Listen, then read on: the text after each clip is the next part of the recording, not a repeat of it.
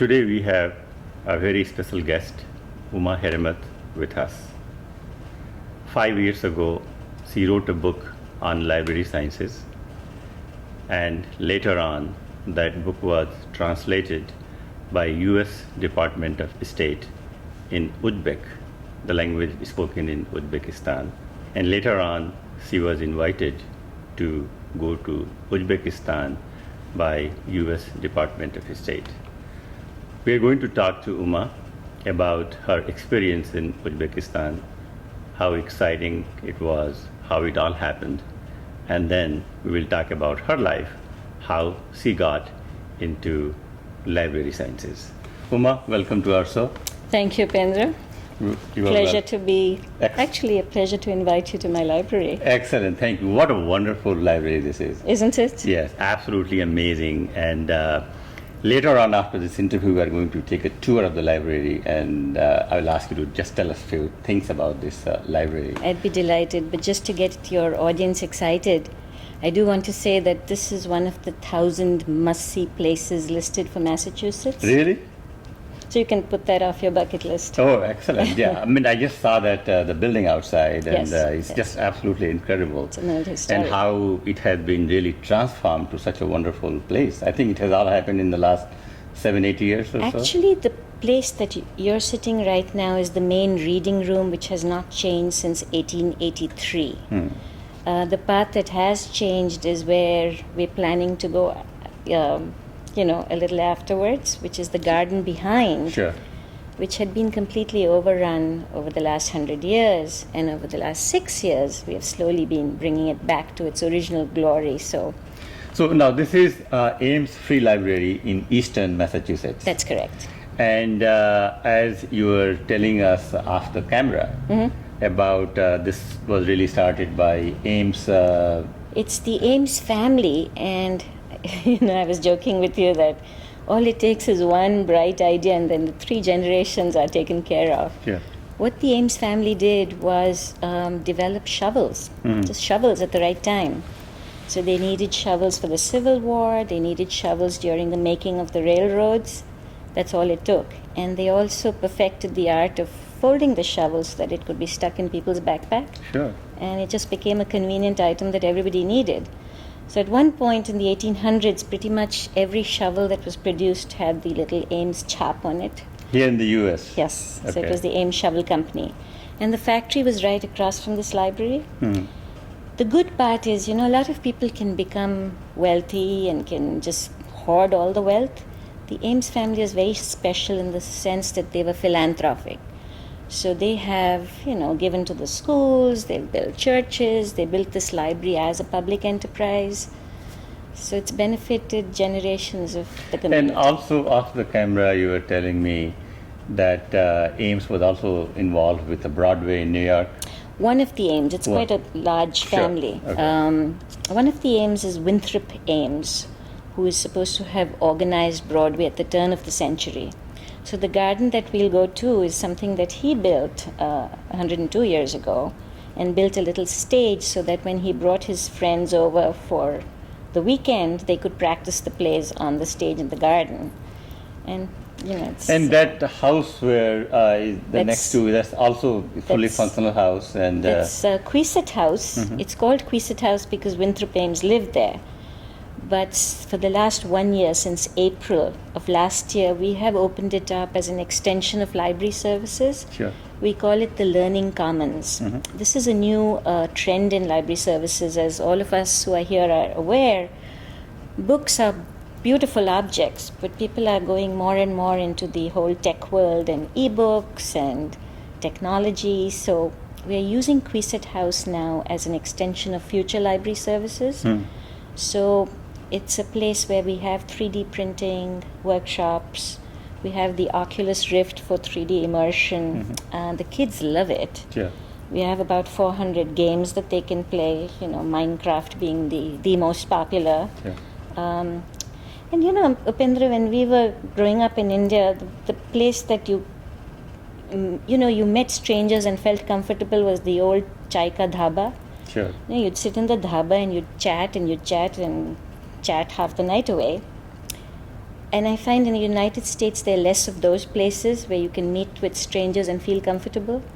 You have to know somebody. If you have a kid, you have to have a play date. It's far more formal. So I think it's the public library that acts like the equivalent of a dhaba.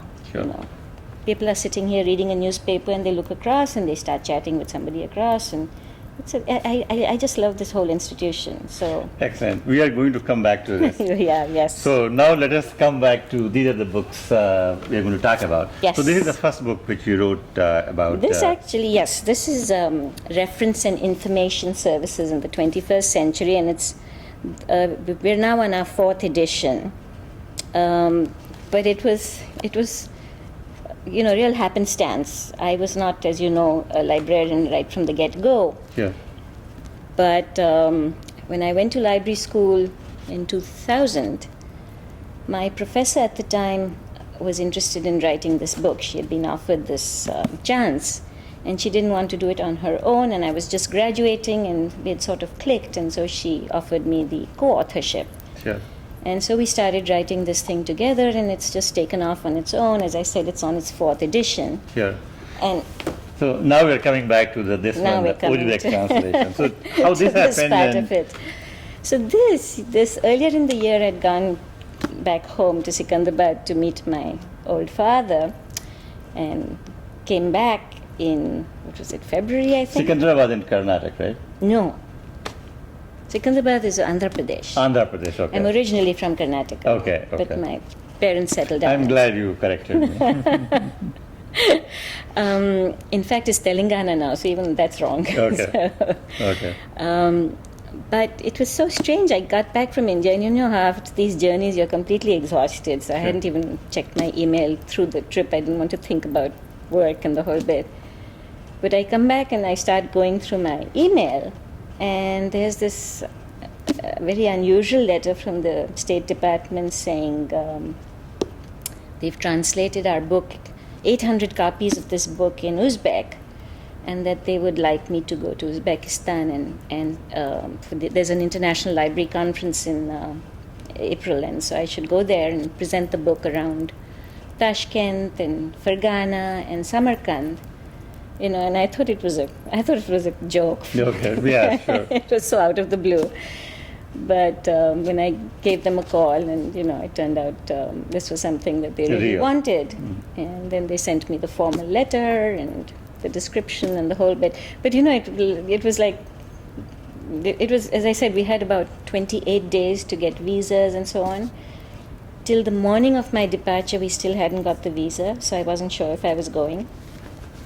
So it was a very hair-raising experience. Yeah. But finally, I was on the plane and got the visa at the other end. Mm-hmm. After reaching there? After reaching there. there.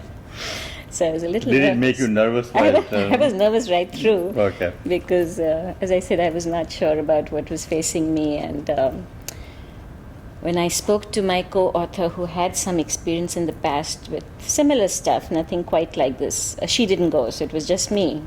She said, I've heard that the State Department, when they send you somewhere, they really expect a lot out of you. Mm-hmm. And she was right, because it was giving 2 talks pretty much every day I was there, morning and afternoon. How long you were there for? A week? Or? A week. Okay. Mm-hmm. It was a week. And it's always with a translator. So in my head, I'm trying to think, how does this whole translation thing work? I can imagine giving a talk. But along with the translator, it adds that element of doubt. So I was definitely worried. But having traveled, to India every year, pretty much, this long journey is not something that put me off. It was So how was the experience with the translator? It was okay? Translator was great fun. Great. Okay.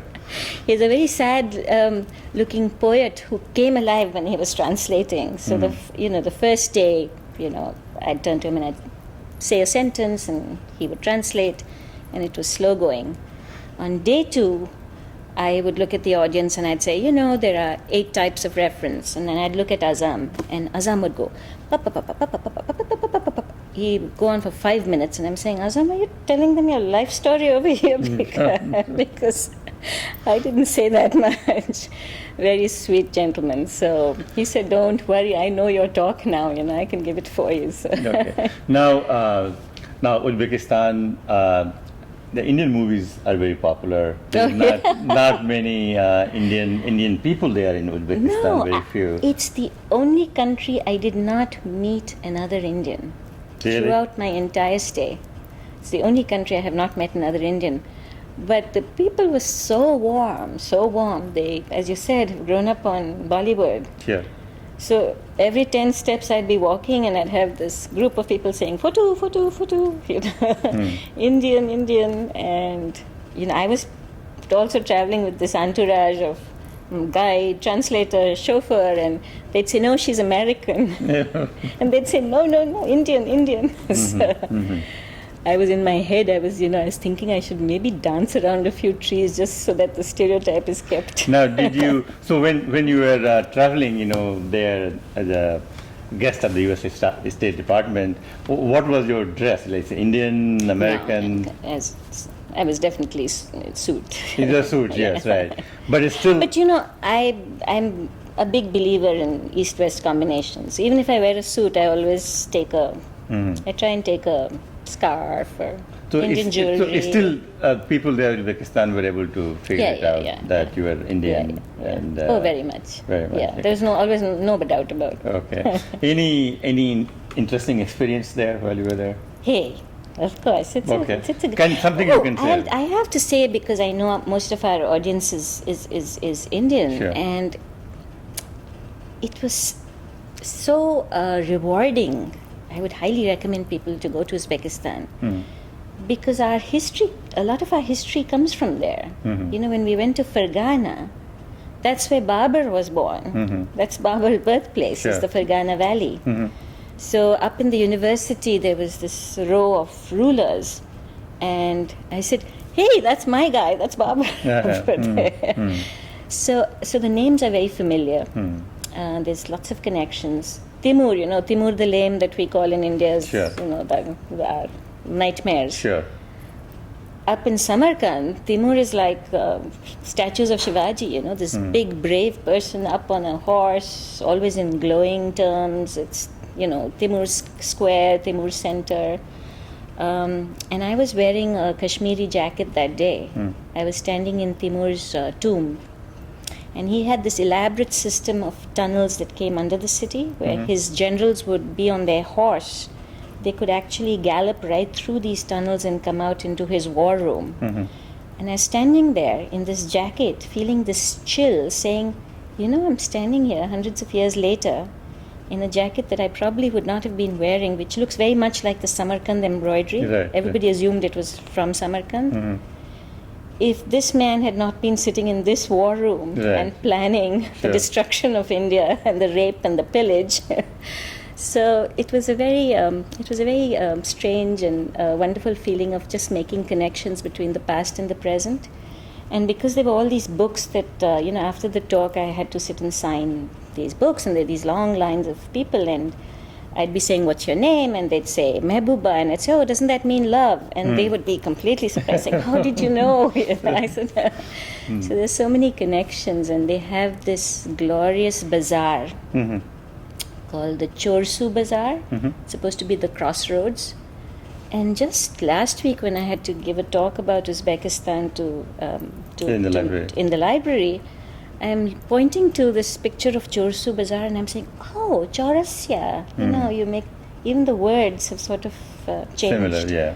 But that's Chorsu, and we call it Chaurasya, so it is interesting. So now we're going to ask you some questions regarding, you studied international relations in India, in Jawaharlal Nehru University, and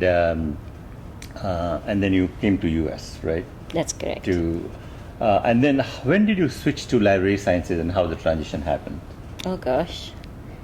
Well, I don't know if I probably... Did you plan, or it just happened randomly? I don't think any part of my life is planned.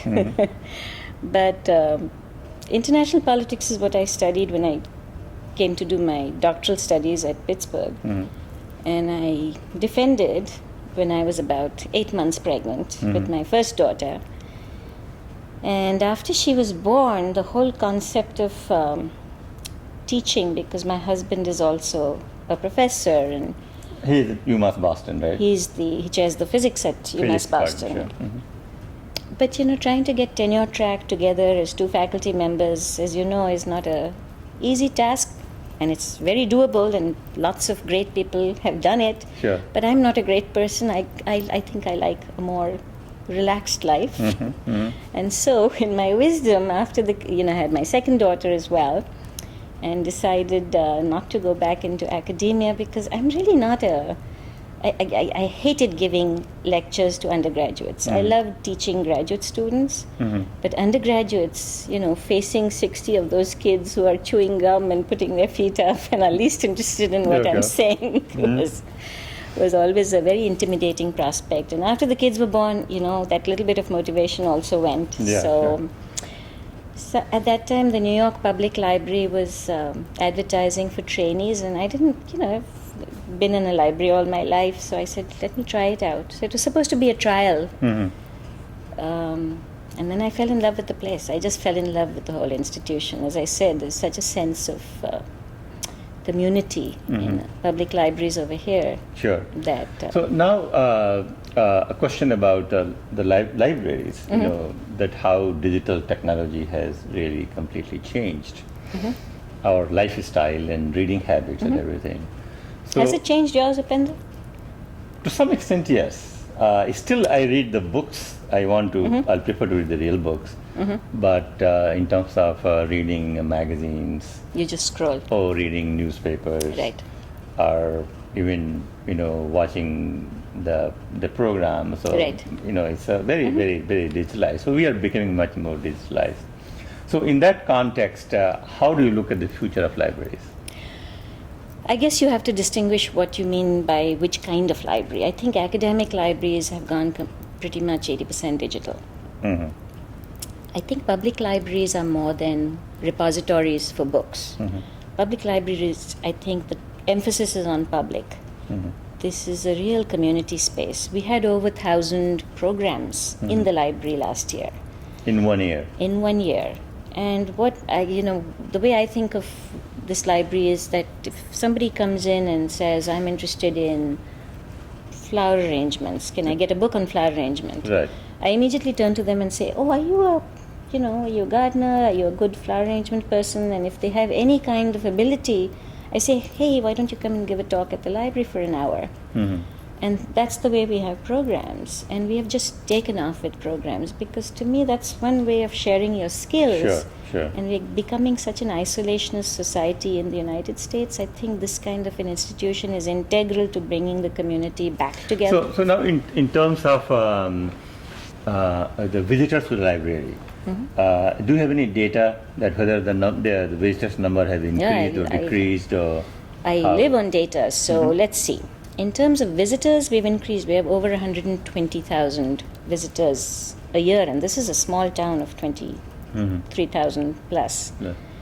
In terms of the actual circulation of books, which is a great, it's one of the indices of a good library. Sure. Circulation of books is coming down. But if you think about it, we have to develop other ways of checking this out. So the numbers of visitors is increasing, but the circulation of books is decreasing. But to finish my thought, when you took a book out like this, it's one circulation. Sure. What we do now is we give out Kindles that are loaded with 60 books on one Kindle or one Nook. So you take one Kindle, I get one circulation, you read about 6 books and give it back to me. What would have originally been a circulation of 6 physical books is now the circulation of one Kindle. So I think we have to make our statistics a little more sophisticated. So in fact, last week I was in San Francisco, and that's all we focused on was a group of 60 librarians trying to figure out different ways to make statistics a little more valid for what the new reality is in libraries. So as far as you see that the future of public libraries, like the town library, is very strong. Very strong. How it can be made much more stronger? By being more than, as I said, by being a community center as well, by being a place for lifelong learning. because it's the one space in America where whether you're a baby or you're a 90-year-old, it's open access, it's free, your tax dollars are paying for it anyhow. So it's a very strong community space, and especially since people are getting more secular, the church is no longer as strong as it used to be. So there are less and less places where you can feel comfortable outside your house. So I always present the library as a third space. I say you're comfortable at home. If you're going into work, you're comfortable at work. But really, your only other third space is something like a public library. Sure. Come in, it's yours. You don't have to hesitate before coming in. You relax, you read, you pick up music, you pick up a newspaper, you pick up a game, you come for So are you happy that the change you made in your career absolutely. from internet? I have never looked back, yes. You never looked back? Never looked back, no. I mean, things happen for a reason. I wouldn't have met my husband if I hadn't been in academia, maybe. Who knows? But what is your real role here in this library? If you can talk about yourself here. my real role... Yes, you are the head of the library here. I'm the executive director. Yes. So it's I think a lot of it is getting to meet a lot of people, making links. Budget is always a struggle, so I'm always out. Fundraising, and that's part of the reason one goes around meeting people. Sure. Trying to set up plans for the next 3 years, 5 years, 10 years. Is some sort of collaboration with other libraries in nearby? Massachusetts is very unusual that every little town has its own public library. Sure. Yes. Back in New York and New Jersey, there's you share. Here, every little town has a library. Sure. So all of us are part of consortiums. So this library, for example, is part of 73 other libraries. So there's always a lot of networking going on. And personally, at this library, we've done a lot of networking with town agencies. So we work with the Council of Aging. We work with the Natural Resources Trust. It's a very green area. Yes. Yeah. Cultural Council. We just, the more you network, the better it is for everyone. So that's the bottom line. So in fact, it does pay off. 2011 was it? We were actually selected as the best small library in America finalist. In 2011. With the Bill and Melinda Gates Foundation and Library Journal, which is our professional journal. So that was a good moment. Excellent. Now, few minutes we want to spend about your life and your journey. Oh my gosh, that's not very. So, which year did you come to United States? That's when the dinosaurs were roaming. 1984. 1984. And before that, you were in JNU. I was in JNU before that. Okay. As I said. I'm sure that in terms of JNU life, what do you think that now the university has really grown a lot, and JNU has produced a lot of, people who are talking about in academic world, in the civil services, in foreign services, in media, yes, of course, yes. So, so if you can tell us about that, are you still in touch with those people in JNU, or you miss JNU, or what's? JNU is always, I think. It has a very special place in my heart. I had never experienced anything like that till reaching JNU on a couple of levels. One level, it was meeting people from all over India. That was quite mind-blowing. There's one picture that always pops in my head of seeing these. JNU had the strong languages instruction. Sure, and yeah. That was the the School only of Languages. School of Languages, but that was the only undergraduate one. Yes, true. And I was sitting in a bus, and it had 666 bus that would go 666, from yes, I remember that. downtown to uptown. Yes.